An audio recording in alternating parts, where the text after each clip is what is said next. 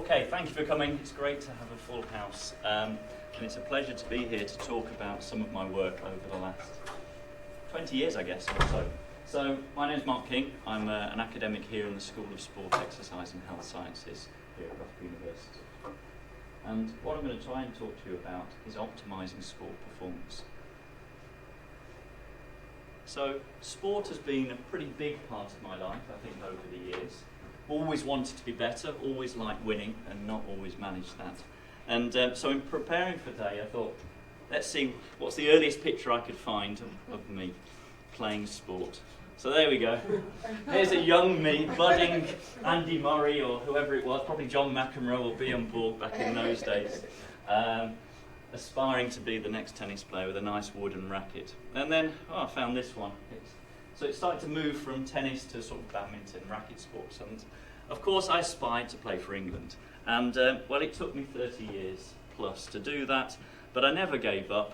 And I got there and managed to win a bronze at the World Senior Champs in 2015. But I wasn't the best.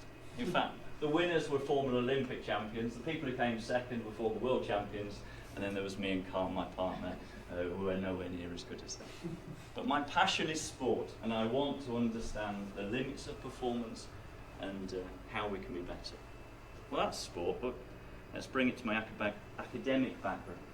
And this was easy. I only needed one word to describe my academic background, and that was Loughborough. I came here as an 18-year-old who loves sport, and I was talking to my school teachers far too many years ago, and they said, you're really good at maths. You could perhaps try to go to Cambridge, but you love sport so much, why don't you think about Loughborough? And so I've been eternally grateful for Mr. Lewis and Mrs. Lewis who told me that advice all those years ago. Because Loughborough at that point offered a joint degree programme in maths and sports science, and that's still running today. And that was the perfect storm for me, mixing those two, my academic passion, if you like, or some bit of skill around maths, but also with sport. Then stayed to do a PhD. I didn't even know what a PhD was, but Professor Yeadon said, well, why don't you come and do a PhD at the end of my degree? So I did that in computer modelling in sport. So applying my maths to sport and using computer modelling and gaming almost, but realistic gaming, and we'll see that in a minute and a bit, to try and understand optimum performance. And then I was lucky again. Member of staff retired just when I was finishing my PhD. I applied for that role, and I'm still here now. So Loughborough's been really good to me, and I'm very, very grateful. So what are my areas of interest? Well, it is around elite performance, but it's also about injuries as well, because you can't have one without the other. And I use both theoretical computer modelling as well as experimental techniques to look at sport in detail. A range of sports, some of which we'll get a chance to look at tonight. So, most good things start with questions and areas. So it is optimum performance, and it's also about maximising potential. And this is really important for me because not everybody can be number one, else you're set up everyone to fail, but trying to understand how to get the best out of you and what factors are important is really important to me. And then in my academic area, I'm starting to try and understand what limits performance. Why can't I be number one? Why can't I do as well as some of the other people around me? And so we'll talk about things like strength and technique. Are the best athletes always the strongest? Or is it they've got better technique? Or is it something else? So, some examples from sport to start us off. Hopefully all the videos will play. So here, Jonathan Edwards in the triple jump, jumped over 18 metres only a few times in his career. But certainly jumped perhaps twice as far as I can in the triple jump. Why is that? What's so special about him? And then a different athlete, using a slightly different technique, different body shape and size, he jumping at quite a similar distance. In my academic area, I want to understand how they achieve that. What's allowed them to do that? Why could these athletes only jump those sort of distances a few times in their career? It's not easy. Other sports. So ball sports, coming closer. I used to play cricket as well as badminton as a kid. So hopefully we'll beat the Australians in the summer. Is there any Australians in the audience? I hope not. So there's a couple of big cricket events coming up. But one of the fastest bowlers, if not the fastest, can bowl, or he did bowl, pretty much 100 miles an hour, 160 kilometres an hour, using a fast run-up, jumping into the action and delivering the ball really fast. But with a straight arm, quite importantly. Contrast that to baseball pitching, where no run-up, they stand still, but they're allowed to bend their arm, and they can throw the ball a little bit quicker, the best ones.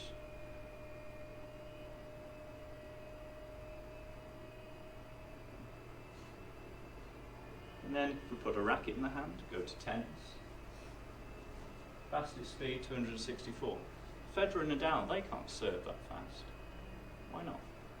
Those are the sort of questions that excite me and I want to be able to answer.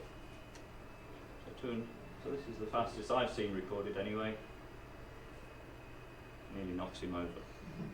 But of course the fastest racket sport isn't tennis, it's not squash, it's badminton.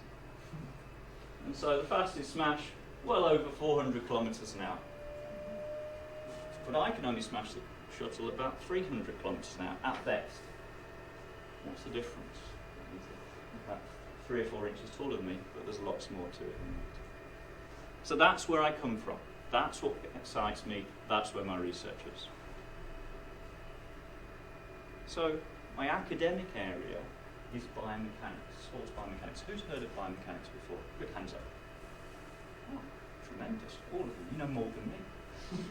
Well, I'm not going to ask you all to say what biomechanics is, but what would I say it is? Well, it's using maths, so it's a mechanical understanding and explanation of what's happening in movement in sport.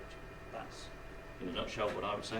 But I want to go further than that and say, well, I'm interested in what are the factors that are important in sport, with 2 focuses, one on performance and one on injuries. And these may or may not be the same for both.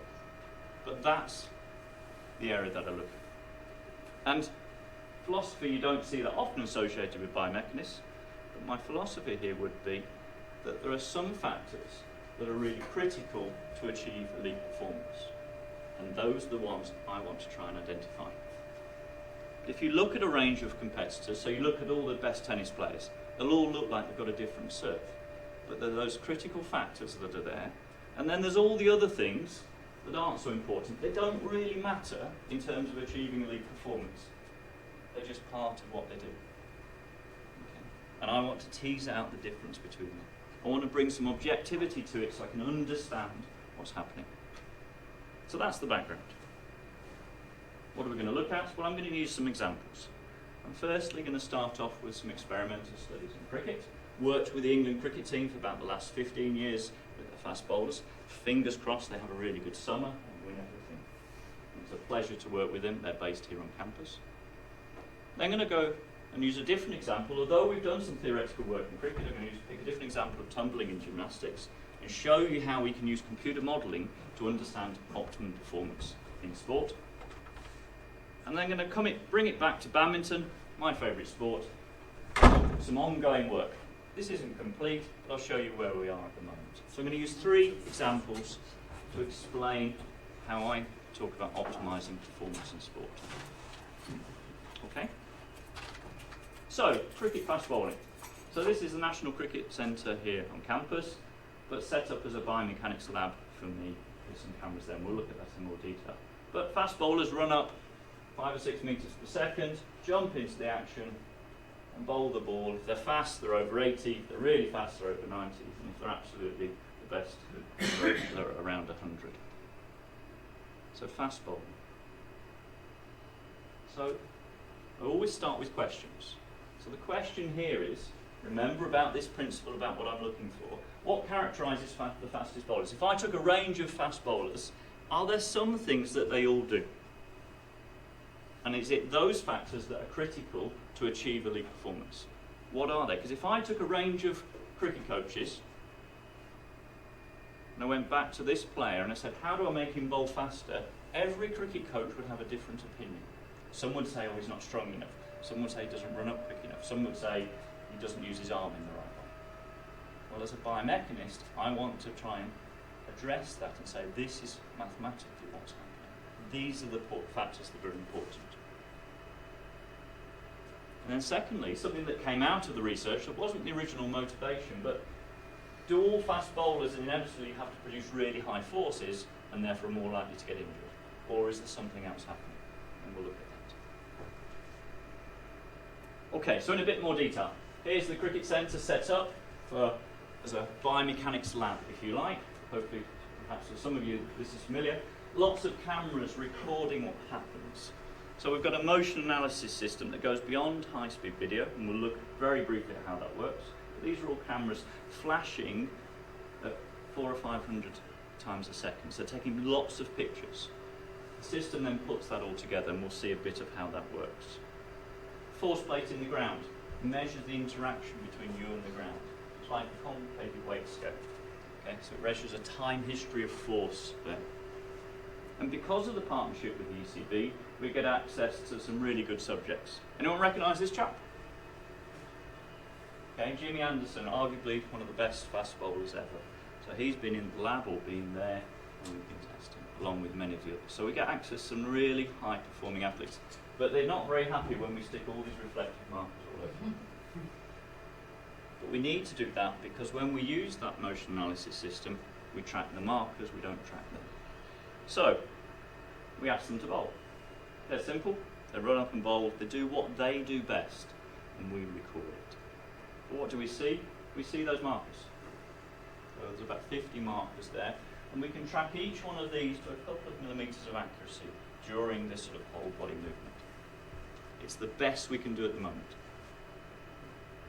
Then some of my colleagues or students then do 3D dot the dot. Sends them absolutely bananas, but they identify, well, that's the right knee, that's the left knee, whatever it is. Join it all up. And because we put them on specific landmarks, we can then drop a skeleton on top, and we can start to see how the human body is moving during this activity. So we go from there, and now it's a bit of computer graphics. We turn it into something that looks slightly more familiar to the coaches. Then one of the simple things we do, for example, is to say if we've had a bowler in for a couple of years and one of the coaches has been working on a specific aspect of their technique, we can look in detail to see if it's made a difference. Have they had the changes they wanted, for example? So that's how we collect the data. We haven't learnt anything yet.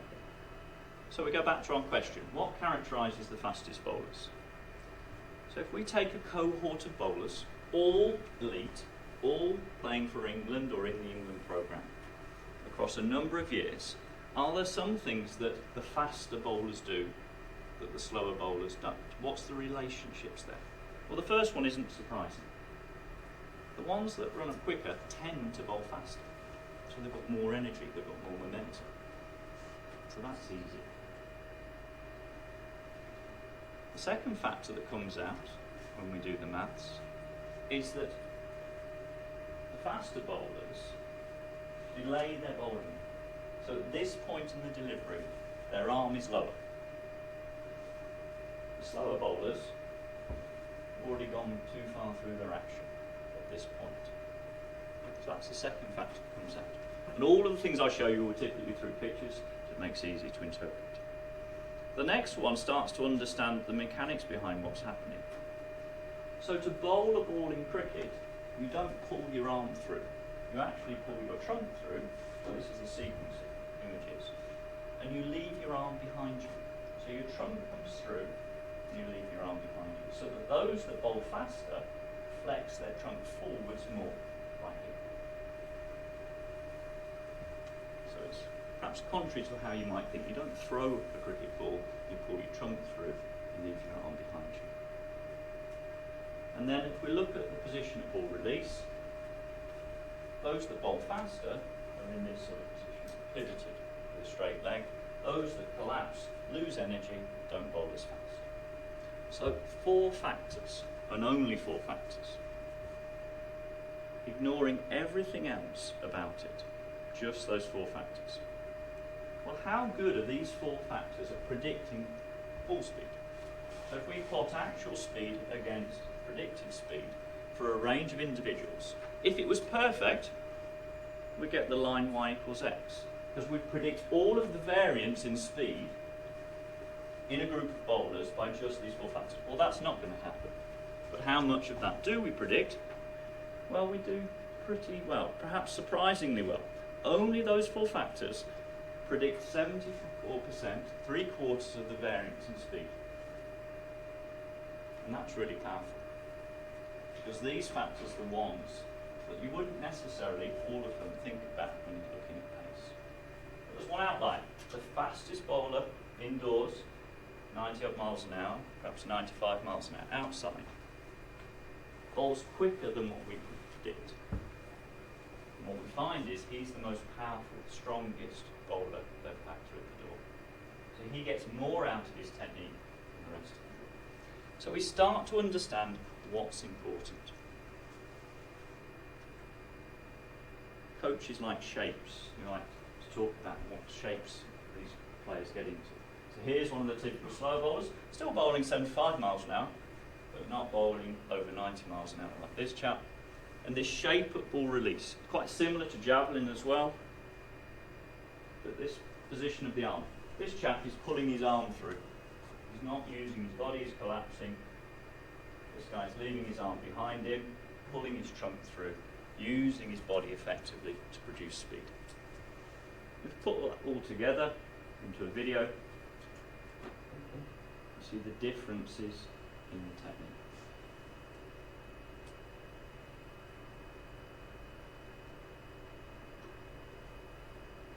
So experimentally we can start to understand what factors matter to produce pace in an activity. What about the injuries then? What about forces? Do the ones that bowl fast inevitably have high forces or not? Well, look at fast bowling.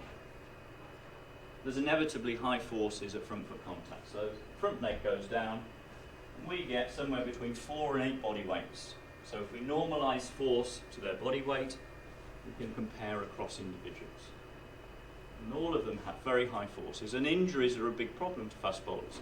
Quite a lot of them have stress fractures at some point in their career, and they lose almost a year from their playing career if they get one of those. So high forces are problematic. But what's the link between pace and force? Well, if we look at a force trace, so I'm going to split it up. Here's the foot hitting the ground. We've got a vertical force and we've got a horizontal force. And we can plot them over time between front foot contact when the foot comes down and ball release. We've got two forces there, horizontal and vertical. And if we want to simply look at force, we can say, how big is it? What's its magnitude? So the vertical axis gives the magnitude in body weights. We could also say, well, how quickly does it change? What's the loading rate? That's often been linked to injuries. If it rises very rapidly, that's more likely to be problematic than if it's a slower rise. And then thirdly, how much is the total amount of force? If we add it up over time, what's that value as well? So we do the similar sort of analysis to what I've just shown you, but I'll display the results a bit differently. So let's take a typical slower bowler, still bowling pretty quick, but not the very best, and a typical faster bowler in that study. And these are an example force trace. And what do we find? Well, to our surprise, the faster bowlers didn't have higher peaks. They actually used their body more effectively.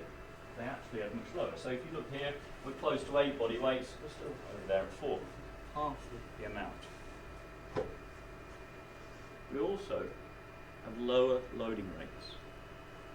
So things didn't rise as rapidly. Well, there must be something that's bigger. And what we found is the fast bowlers break more. They break, have a larger overall amount. This overall amount of force will allow them to break. But they prolong the period of time over which they do that, so they don't have such high peaks. So bowling fast with a good technique isn't necessarily more likely to cause you to be injured. There might be other things going on, but at this level of understanding, you can bowl well without worrying too much about force. So, an experimental study gets us to a point where we start to understand what's happening, and we work very much with the England coaches to then try and work with players to help them improve, but also to identify talent. So So what do we learn from this first study? These are the characteristics. Just these 4 factors allow or explain 3/4 of the variance in pace. And from an injury perspective, you've got good technique. It doesn't necessarily mean you need high forces. So experimentally, we can start to unlock what's happening in sport to optimise performance. But let's look at a different example now, looking at something from more a computer modelling perspective, a theoretical analysis. And I'm going to use tumbling for that. So this data was taken a long time. It was part of my PhD many moons ago. But this is a top 10 gymnast in the national squad doing his relatively maximal movement for him, a double layout somersault in gymnastics. So 2 somersaults in the layout position, pretty straight. Okay? You got that? So, again, we start with a question. And I'm really ambitious, so I want to do more than 2 somersaults. So, I asked the question, is it possible, and at this point nobody was doing it, is it possible to do 3 somersaults, a triple layout, instead of 2 somersaults? What would it take to do that? Well, I can't use the sort of analysis I showed you with the cricket, because it's just going to end with the gymnast getting injured. I can't experiment with him. So I need a different way to do this, so I can use a theoretical approach. How important is the technique? Is it just that his technique isn't very good? If I change this gymnast's technique, he will do 3 somersaults instead of 2. Even though he's an elite gymnast that's been training for a long, long time. Is it simply he's not strong enough? Should I take him to power base for the next 2 years and make him stronger? Beef up his muscles? Or is it something else? Is it something to do with approach? Or is it just not possible? Is this just fantasy, triple out's just not possible? So I wanted to address that question as a biomechanist. So I build a computer model. I build a computer game that's realistic. You all play computer games, I'm sure. At some point, you press the keys, something happens. Well, I build a model that's realistic to that gymnast, mathematically correct, specific to him. So I say, take this position. This is the start of the movement, the final takeoff. They've already run up and they've got into this position, and they're going to essentially jump off the ground and do 2 somersaults. Well, the human body is really, really complex. If I was to model everything in the human body, it would take forever. It just wouldn't be possible. So I've got to simplify the body down to what are the features and factors that I think are important for that movement. Well, we deliberately picked an activity where the left and right sides of the body were doing the same thing, because to make it easy, because this was quite early work for us. So I split the body up into just 5 rigid segments. So foot, shank, thigh, trunk, and arms. So that's easy. I program that into the computer and use a few equations. But gymnasts like us have muscles. So I need to be able to apply force at each of these joints.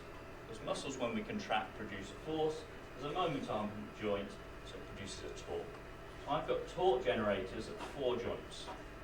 I can allow the ankle, the knee, the hip and the shoulder to extend and flex. I can control that, and that's the technique the gymnast chooses to use. Well, tumblers don't tumble on concrete, they tumble on a tumble track. It's nice and soft.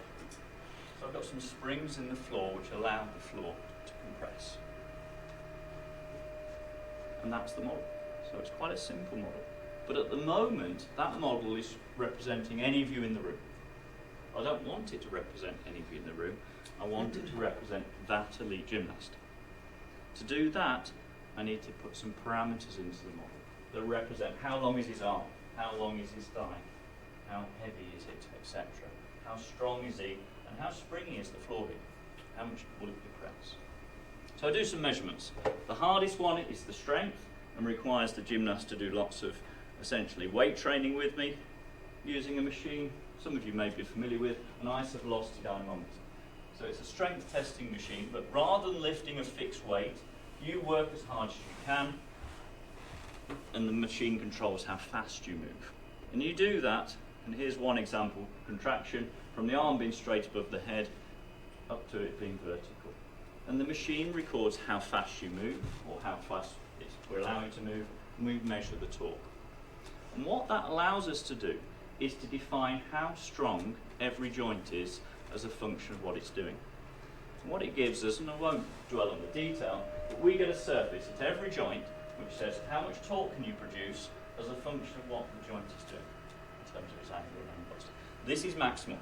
So this model now becomes that gymnast from a strength perspective. It's no longer Superman, or it's no longer any of you. So I've built a model. I made it specific. Does it work? So the important next step is to take the real performance. This is the gymnast, and this is my computer model. Completely theoretical. And can the model do what the performer did? Because if it can't, I've got something wrong. So it's an important part of the process. Well, if we play it through, it looks very similar.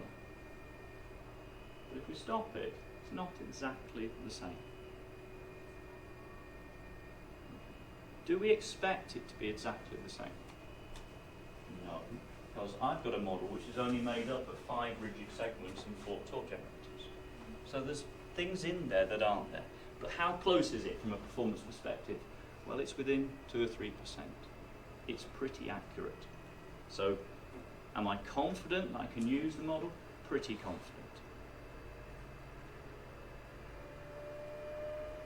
So now I don't need the gymnast. I'm not going to do anything with the gymnast now. I'm now going to run experiments with the model because I can't hurt the model, whereas I could hurt the gymnast. So I now run some experiments. So, first optimization. I take the gymnast's actual approach and their actual strength. Don't change that, and just say, can you find a better technique? And instead of doing 2 somersaults, can you do 3? Hands up if you think you're going to get 3 somersaults. 1 hand, 2 hands. Here we go. 1, up. 2. Did exactly the same, almost, as to what the real gymnast could do. Well, I really like this result, because this shows me my model is working. Why would I expect my model, with the same strength and approach, to be able to find a better technique than a gymnast that's been spending 10 years optimizing their technique? It shouldn't be able to. So if this had done a lot better, I'd have been really worried. It would have told me I've fudged it, I've done something wrong. So it's not technique. I'm not going to get 3 somersaults here. Okay, take my model to power base. 50% stronger. That's a lot of strength. Can't go any higher than that. Arguably this is too high, because gymnasts are pretty strong in the first place. Can it now do 3 somersaults? Is that going to get us there? Well, let's see. 1, 2, oops. Oh dear. Strength is not doing it. You can't produce enough energy while you're in contact with the floor through muscular work to produce what you need. In fact, you lose energy in that final contact. So strength isn't the limiting factor.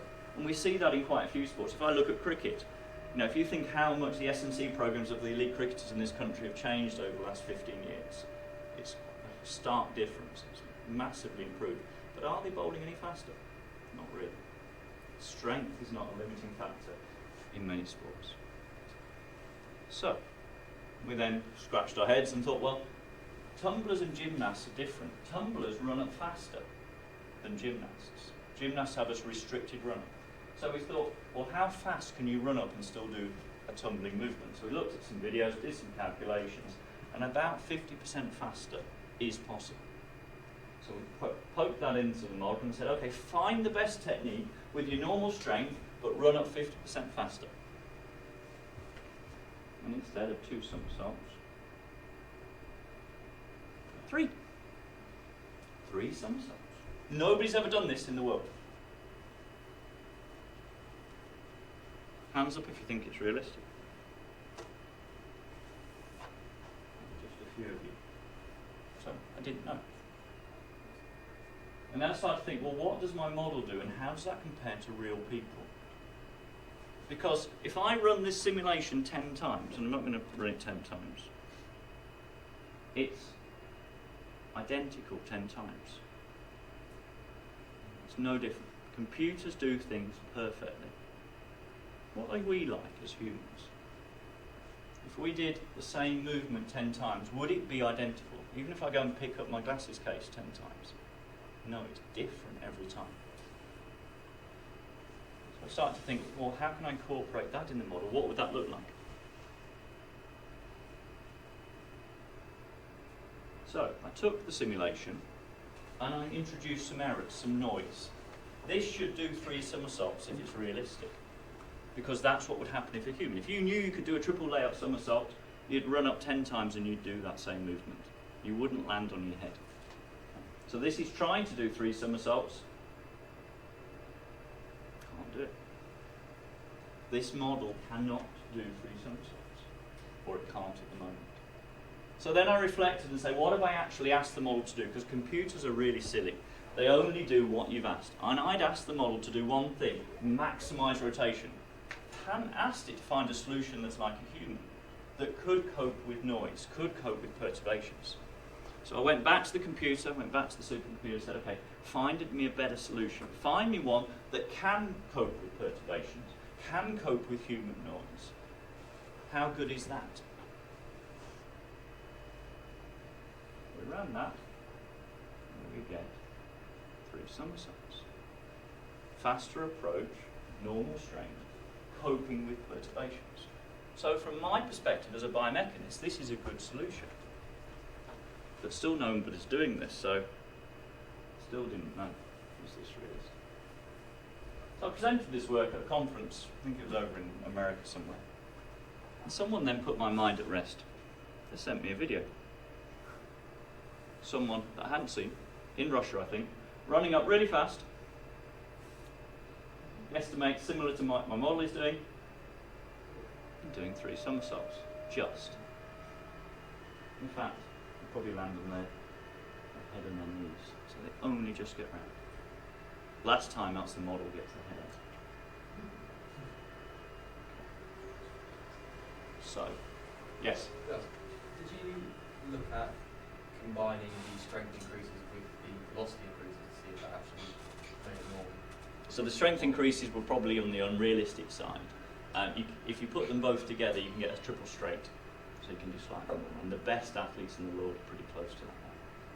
Did you think about like doing a smaller strength increase to be a realistic increase with that? Would that help in any way? So strength does. You know, if you're on the margins, because if you saw here when I put strength in, you got 2.5 instead of 2. It does make a difference. It's not a big enough difference to allow you to make a different move. So all else being equal, being a bit stronger will be advantageous, but the gain you get isn't as proportions as large as you might think. So, 2 contrasting studies. One experimental in cricket, one theoretical in tumbling. Well, you're now the experts. You should be able to answer this as how we look at badminton. So, here's one of the best players in the country, current #1, doing a jump smash at the National Badminton Centre in Milton Keynes. How good is this technique? You can't smash at 427 kilometres an hour, but he's still the best in the country. But I guarantee, if he could smash faster, he would. But this is his limit. England #1 singles player. Different technique. Okay, he's right-handed, not left-handed.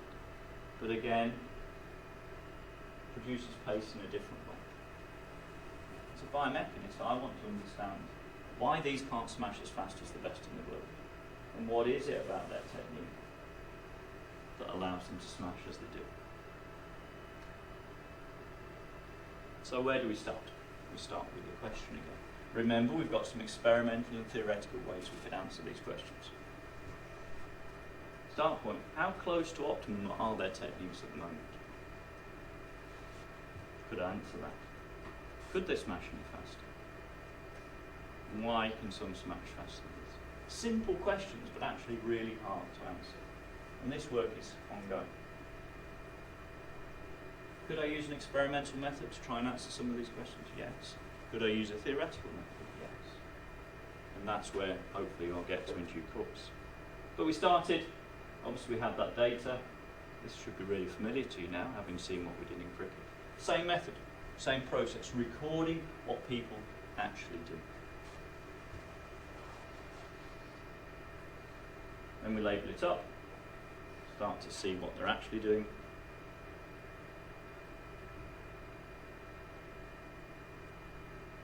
And we drop the skeleton on top.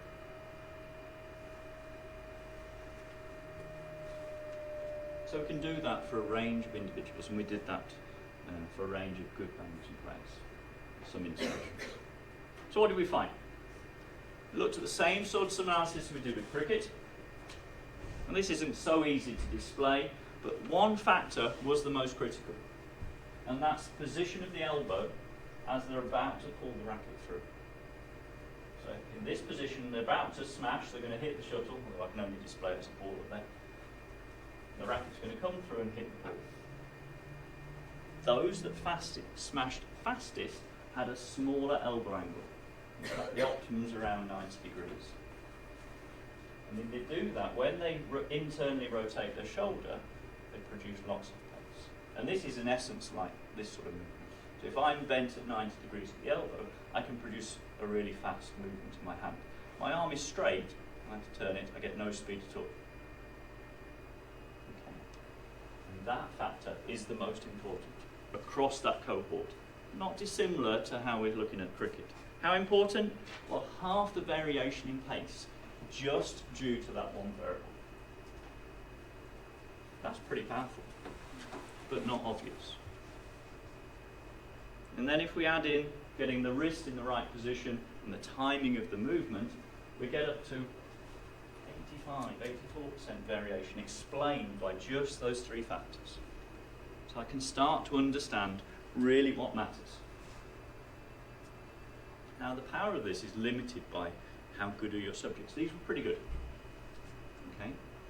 But we convinced Badminton World Federation to let us go to the World Badminton Champs and collect data on the best players in the world. And that's the data we're analysing at the moment. Bit like what we've done in cricket. See, is it any different? How is it different for the girls to the boys? Different standards. Will the same factors come out? We don't know. Maybe in the future I could come back and tell you about that. Okay. So, hopefully I've given you a flavour of what I do as a biomechanist, how I try and understand optimum performance in sport, from experimental, theoretical, and then some ongoing work. I'm going to finish with a little clip. There's my son playing the smash. This was about 3 or 4 years ago in the lab. And maybe one day I can use the science that we use to optimise performance to help youngsters reach their potential. You can't quite beat me yet, but I hope you've enjoyed that. Thank you very much.